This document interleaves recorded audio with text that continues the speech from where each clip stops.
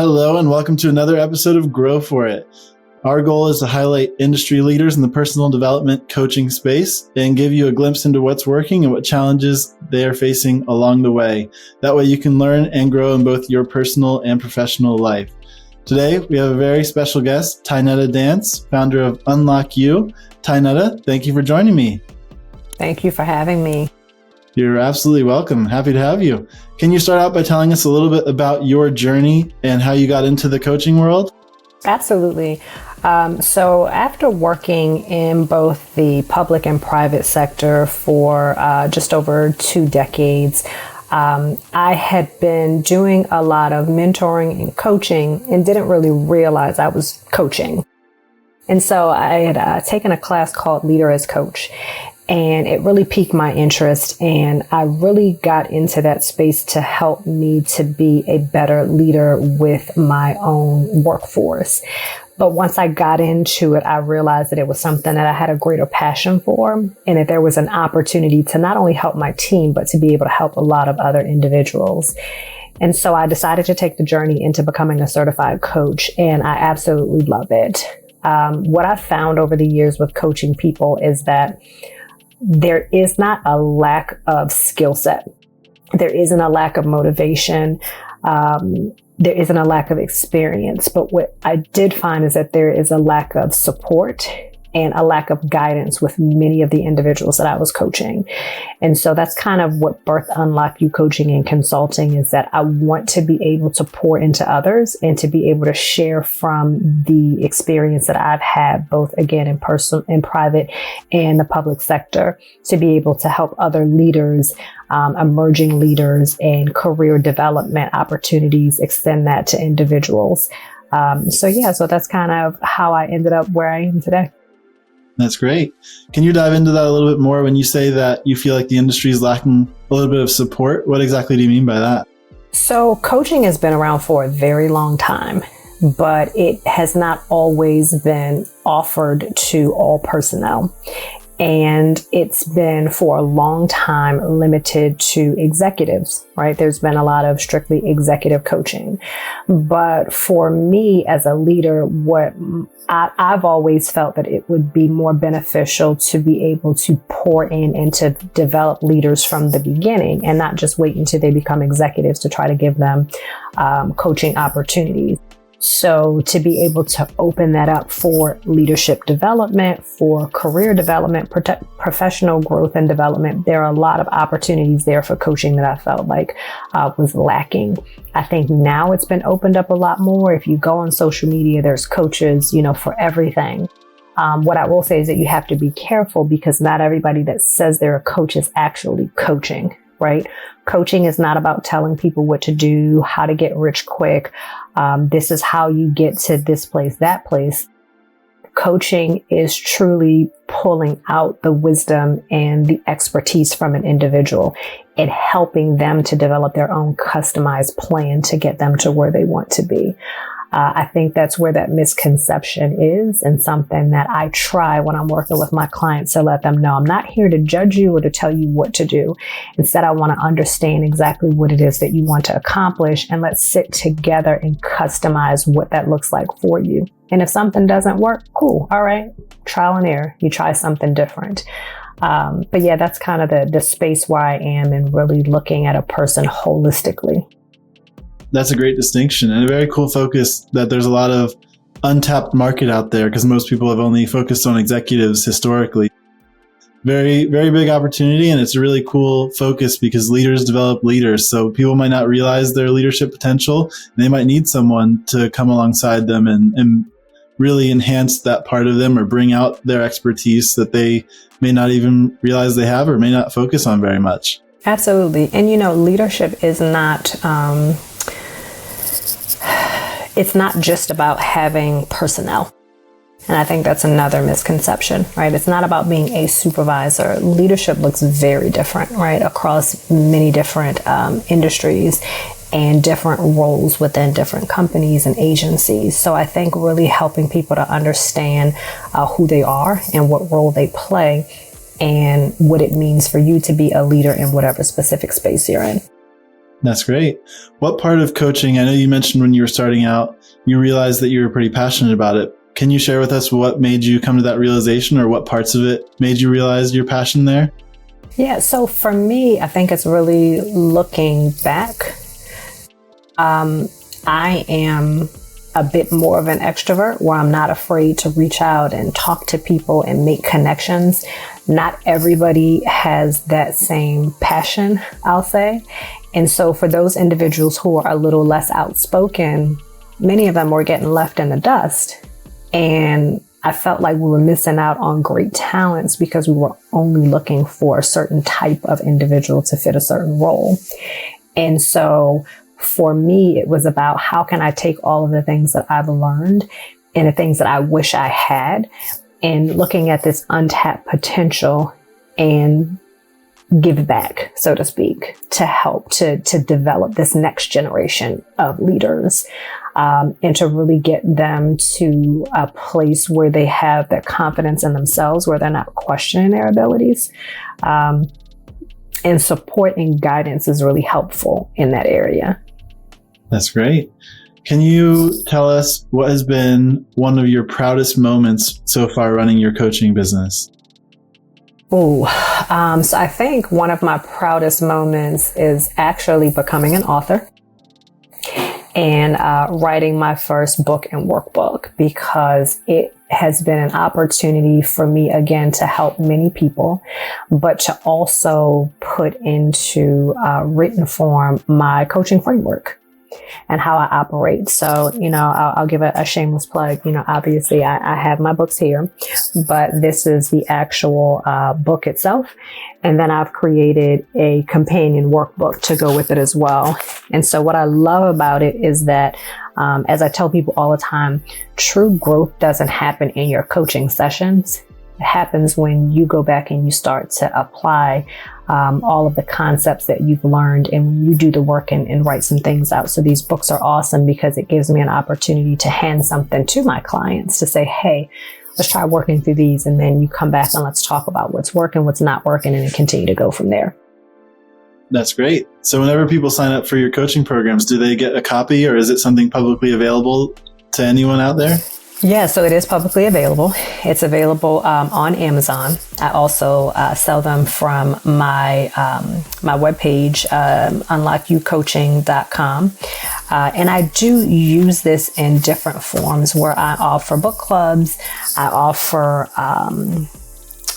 workshops, but it's not something that I force my clients to use, right? Some clients have already reached a certain place and they may not necessarily need all of the information that's in the book, or there's 7 principles. Maybe somebody needs a couple of principles instead of all of them. So I'm able to pull this out and to still work with them to help them, right? To work through certain things. So it is available, but it's not required, right? It's not mandatory, but it is my foundation just to help individuals to get grounded and to understand who they are and what they want, which is that first principle, and to identify what their values are to ensure that everything that they do moving forward is aligned with who they are and what they value, and not necessarily what somebody else wants for them. That's great. Can you tell us a little bit about a recent win or success story that you're proud of as well? Yeah, so a win, I'll say, I can't share too much just because the ink isn't dried yet, but being able to engage now to take my work into the academic arena. So I am working with one of the local universities here in Maryland. We've already started where we have a contract with how many packages of the book, that's the book and the workbook, that they've already purchased, and now working on what that looks like now in their classrooms. And so it's something that I'm extremely excited about. I'm very proud of. But, again, I have to work through and finalize what that looks like, but very exciting. Fantastic. Well, congratulations. That's very exciting. Thank you. Absolutely. What would you say in your coaching business right now, if you had to attribute most of your growth to one thing, what would you say that one thing is that's driving most of your growth now? That's a good question. I would say really studying my craft. Right. I think it's important to stay on top of the latest trends and just understanding the true methodology behind coaching. I think that's the biggest piece, because when you're doing it right, people are getting what they need out of it, and nobody's questioning whether or not this is true coaching. So yeah, for me, it's really being able to, you never perfect, right? But to continue to work and to get better, and to be able to offer even greater assistance to my clients. That's great. And at the moment, where are you obtaining most of your clients? Is it through word of mouth? Is it through your social media and website? It's a little bit of all, but I think that the greatest is definitely word of mouth, right? When you've worked with individuals that can truly give a testimony on how your services have been of benefit and how they've grown, then it's definitely helpful. And that's how I've been able to get different speaking engagements and work in different groups as well. That's great. Fantastic. Can you tell us a little bit about what your typical offerings look like? If someone were to go and reach out to you for coaching, how you would approach that, or what different programs you have available? Yeah, so I do one-on-one coaching, and I also do team coaching. So it really depends on what individuals need. And so I offer different packages. You have some people who may approach me and say, hey, I have one specific challenge that I'm dealing with and I need to work through this. So this may be somebody who only needs a couple of months to work through, and they're like, oh, I'm golden. Thank you. I've been able to accomplish what it is that I've set out for. So I've definitely had clients like that who are like, hey, I'm working towards this promotion, or I'm having a specific challenge with my leadership or with some individuals on my team, and I need to work through how to approach this in a different way, so forth and so on. I then have other individuals who may be struggling a little bit more, and maybe working with a larger challenge, or maybe a big project that they're trying to get through, and they need something a little more long term. So I may be working with somebody for 6 to 9 months. So it really depends on what the individuals need. What I try not to do is put people in a box and say, you have to purchase this, and this is exactly how we're going to work it out. I like to talk to people to say, hey, what is it specifically that you're looking for? Okay, and these are the packages that I think would be most suitable for you. From a team coaching standpoint, it's the same thing, right? Let's do a discovery call. Let's talk through what your team needs are, and let's build a package that's going to be most beneficial to your group. I don't believe that there is a one size fits all. And so I try to actually listen and learn and work together to figure out what's going to work best for my clients. That's great. So a custom tailored approach. That's very nice. Great. Well, what would you say has been so far the hardest part of running your company? The hardest part I would say is, okay. So I would say the hardest part is being both in front and behind the curtain. As a coach, you do the work because you're passionate about helping people and about working with people. But I still have a business to run. And so there's absolutely still behind the scenes bookkeeping and different logistical things that have to be executed. And so being able to kind of level set and say, okay, today I'm focusing on making these calls or doing these discovery calls and doing these things, and say, okay, but on Thursday, I have to be able to shift and pivot. Today, I need to work through, my bookkeeping and work through all of these things. In addition to, oh, hey, I'm going to write another book. So I need to find time to carve out to say, hey, I'm going to focus this day strictly on writing the book and doing these things. So it's really being able to balance the actual work that I'm doing, and then also to continue to run the business itself, being still somewhat of a newer business. That's great. That's a great answer. And that's not an uncommon answer. A lot of people get into coaching because they're very passionate about helping people change their lives. And then they get thrown into it and realize all the back end work that they didn't think about ahead of time. Absolutely. And so I find that a lot of people that go into coaching are fantastic coaches and are amazing at changing a lot of people's lives, but they may not be accountants or salespeople or marketers or things like that. So what are your thoughts as far as how you handle those things well, maybe where you are working to improve those things? Are you looking to hire people to work on those for you, or how are you looking to work with those things in the future, I guess? Yeah, so eventually, absolutely. I think it is, it's very different when you come from that corporate background where I've been in leadership for so long, but I've always had a staff, right? And so you've always had individuals who you can delegate those things to. When you first start up a business, you don't always have the funding to be able to do that, right? And so some things you do have to slowly work through and figure things out. And so for me, before jumping to hire and do all of the things, I really like to just sit back and observe and assess exactly where I am, and to also figure out what are the things that I can do. It's an opportunity for me to learn and grow. I didn't have social media prior to. So starting out, I felt like a dinosaur, right? My kids were helping me to figure things out. I'm like, to post a story and do all of the things. And then I just think of myself just a year later and I'm like, man, look at how much I've grown. And so before jumping out and getting in over my head and paying for unnecessary services, I'm really figuring out what are the things that I can do on my own and where do I truly need the help. The other thing that I've done is I've kind of done bartering for services. I've offered coaching. Hey, if you can update my website or do these things, in exchange, I'll help you with some coaching or some things of that nature. So it's really about being creative and collaborating and figuring out how to partner with other individuals to really help to balance, because there are certain skills that I bring to the table that I can offer to someone else and vice versa. I'm not afraid to collaborate and work with people, right? And looking for creative ways to make things happen. I love that. I think that's a fantastic idea and something that coaches often overlook. A really good opportunity. Mm-hmm.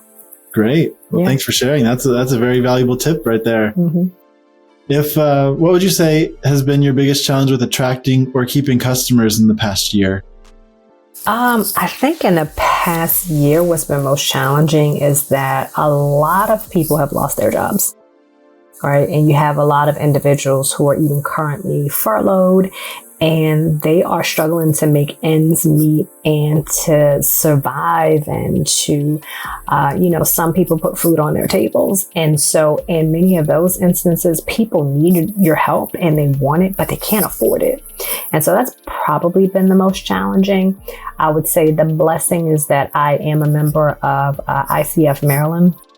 And what we do is we offer pro bono coaching as well.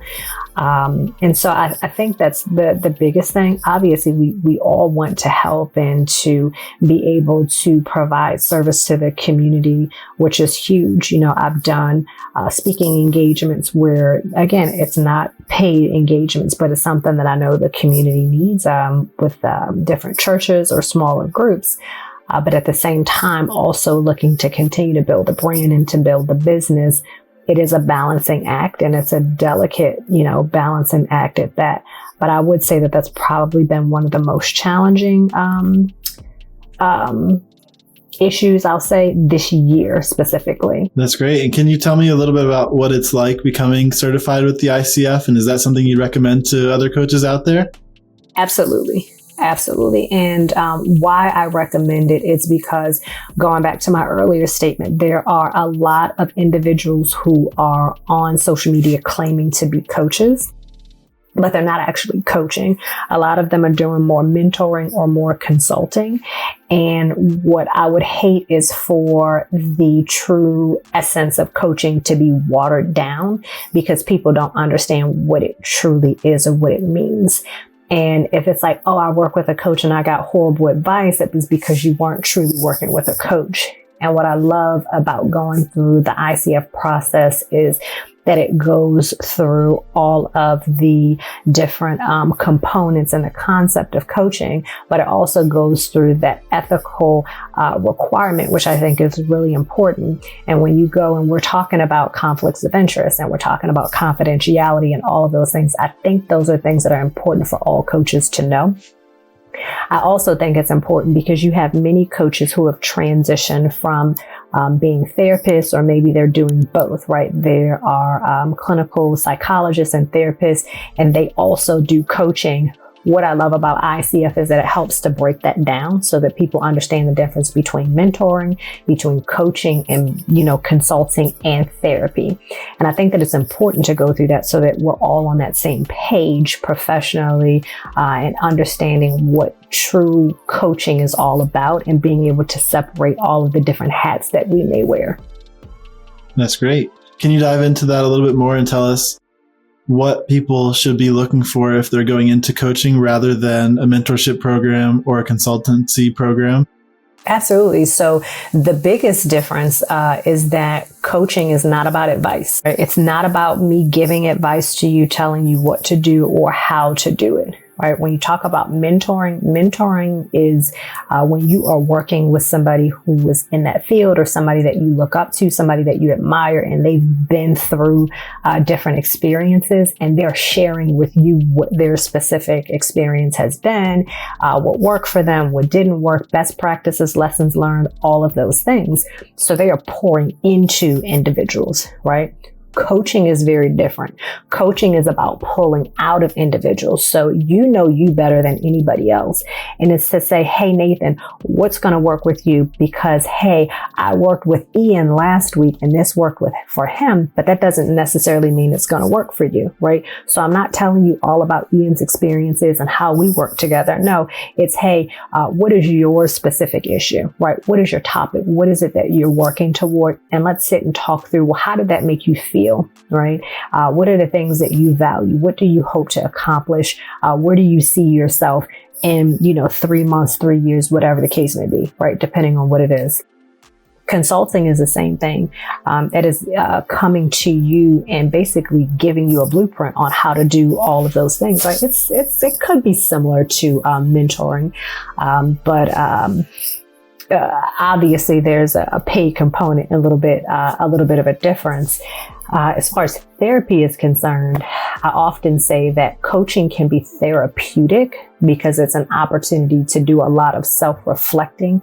It is not therapy, and it would be irresponsible of any coach not being a licensed therapist to dig too deep into a situation that potentially cause more harm than good. And that's why the ICF, again, is so important, because it goes through all of those different things to help you to understand where that line is, where you could potentially cross into therapy, and to also help you to help your clients to understand, hey, this is something that a therapist would be able to help you with, because maybe there's some trauma or some healing that needs to take place that's stopping you from moving forward. But I'm not experienced to dig into your past, into your childhood, right? We may have some things that come up where you've identified, oh, this is why I feel this way. But if it is something that you feel brings out unwanted emotions or thoughts from the past that you can't seem to get over, then I often tell people, hey, the other thing that's beautiful is that you can do therapy and you can do coaching, right, in parallel, where maybe you do discover things in your coaching session, but you're taking that to your therapist to work through, because that therapist is going to help you to heal and get over things that have happened in your past. Whereas me as a coach, I'm helping you to figure out how to move forward into your future. That's great. And good to have clear guidelines around what qualifies as coaching and what doesn't. Absolutely. And very interesting to hear how they can kind of go hand in hand in a lot of ways, those different methods. So that's great. Could you tell me a little bit about where you'd like your business to be in the next 18 to 24 months? Yeah. So I hope to, or let me speak this into existence. I'm actually working on a second book now, focusing on the keys to authentic leadership. So that will be completed, published, and out within the next 18 months, and also working a lot closely in the academic arena, right? And within that space, I'm doing individual coaching, I'm doing team coaching, but I'm also doing different speaking engagements and workshops. So it allows me to offer many different services within one or under one umbrella. That's fantastic. What do you think you would have to have in place to make that a reality for you within the next 18 months? Yeah, so really it's to have a plan. right? And so it is me laying out my strategic plan. So I've already planted the seeds, and now I'm just watering all of these different relationships and partnerships that I've formed to make all of these things happen. The blessing is having already written a book and gone through the process. I understand how it works, so I can take some lessons learned from the first time around to really help me to be successful with this next one. That's great. What about if you could free up 10 to 20 hours of your week? What would you focus on instead of what you're currently focusing on? We have 10 to 20 hours besides sleeping. Yep. I would say to continue. I love the public speaking and the ability to inspire and motivate others. So I would probably do even more of that. That's great. And along those lines, let me just put this out there in case anyone's interested. How do people come to you for public speaking? Do they usually give you a topic? Do you have predefined topics that people choose from? How do you usually go about coordinating that? Mm-hmm. So a little bit of both. I've had individuals to say, hey, this is the theme of my event, and I will create around whatever that particular topic is, and I'll customize, obviously, a presentation for them. Others are actually coming based on information that I have outlined in my book, or wanting me to talk about the coaching framework. I've had some individuals who are more focused on a particular principle in the book to say, hey, I having a session, and I would love to have you speak about the importance of collaboration over competition. And that is what the focus will be. So I always try to weave in for people to understand all of the principles and how all 7 of them work together. But then I will focus the conversation on whatever that particular topic is. So I try to be flexible because I have so much to offer. And then I don't want to limit myself or for individuals to feel that I can only do this or I can only speak on this topic. I like to be versatile because I think that also helps other individuals to not box themselves in and to have that growth mindset to understand that, sure, I may have some specific focus areas, but I'm able to offer different things. And when you've worked in that corporate environment for so long, I often tell people you probably have more to offer than you realize. And you're able to monetize off of your years of experience to really help people in ways that you probably had never even imagined. That's great. And also it's very cool that you can custom tailor it, because I'm sure different topics are more or less relevant to different audiences. So that's fantastic. It'll hit home a lot more that way. Yeah, so and you have to keep up with the times, right? Things change, and so I don't want the information to ever get stale. And I want to make sure that it's always relatable and that people don't feel like, you're selling them something that you just kind of pulled off the shelf. No, I care. I want to hear specifically what it is that you need, and then to ensure that everything that I do is relatable and it resonates with whoever the client or audience may be. Yeah, that's great. On another topic, how do you see technology and automation playing a role in your growth over the next few years? That's a good question. I think that with these different tools, with AI and with Canva and these different apps and programs, it makes it and will continue to make it easier to develop products a little faster than it probably has been in the past. I think also going back to, hiring teams and having people do the work for you, that it allows you to automate some of those things where you don't necessarily have to have a large team, which I think is going to be a game changer for small business owners, right, who may not have the ability to, hire a full staff. Have multiple teams and locations and so forth. You have the opportunity to leverage technology that exists to help you to get things done a little bit faster and also make it really crisp and professional. Great answer. That's fantastic. What would you say? You've now had a coaching business that's almost survived a whole 2 years, which is fantastic. That's a great accomplishment there. What would you say would be a piece of advice that you'd give to another coach who's out there just starting out their journey? I would say take your time and drink your own Kool-Aid, right? As coaches, the way we try to help our clients to pace themselves and to set SMART goals and objectives is to be able to do the same thing and to ask yourself the same questions that you ask your clients to truly understand what the best path is for you. I think sometimes we're such big dreamers and we look at the end result and you want to get there fast, but you have to eat the elephant one bite at a time. So I would say, slowing down and really creating those SMART goals and objectives and thinking about what your long-term and short-term goals are. Celebrate your small wins. Starting as an entrepreneur, it's easy to get sidetracked. It's easy to become discouraged if things don't happen quickly. But being an entrepreneur, there are good seasons and not so good seasons. And so we have to be prepared for all of them. And so when you may be in a slower season, how do you make the most of that time? Have that growth mindset. That's the opportunity to focus on your content, to focus on building your brand. Maybe you have to pivot a little bit and figure out how to reintroduce yourself, right?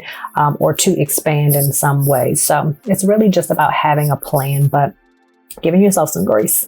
It takes time. And I definitely had to learn that working in a corporate space for so long and used to being on top and doing all the things and being that go-to person. This is a new environment. This is a whole new world. And so you have to give yourself some space and grace to really figure it out and to have a little bit of trial and error and to be a perfectly imperfect human. That's great. That's really solid advice. And I think that a lot of people will gain value from that, especially the fact that you kind of have to take a step back and coach yourselves every once in a while and drink the Kool-Aid, like you said, because it's so easy probably to get wrapped up in all the lives you're changing and all the even back end work that you had mentioned before. And there's so much that comes along with that a lot of times it probably becomes easy to forget your own coaching and your own health and your own things of that nature. So that's fantastic. A great advice for someone out there who's just starting. Can you tell me a little bit about, I guess, an experience that you've had, a really pivotal life experience that shaped a lot of your coaching? Maybe it's one of the biggest lessons in your coaching that you really want everyone to walk away with when they're done learning from you. Well, that's a good one. So I think I don't know if it's just been one pivotal moment, but I'll say a type of experience that's helped me as a coach, both as a leader, as well as coaching other leaders or individuals. And it's really learning from all of my experiences, learning from both those good coaches and good supervisors and managers and leaders that I've had, but also learning from the bad ones.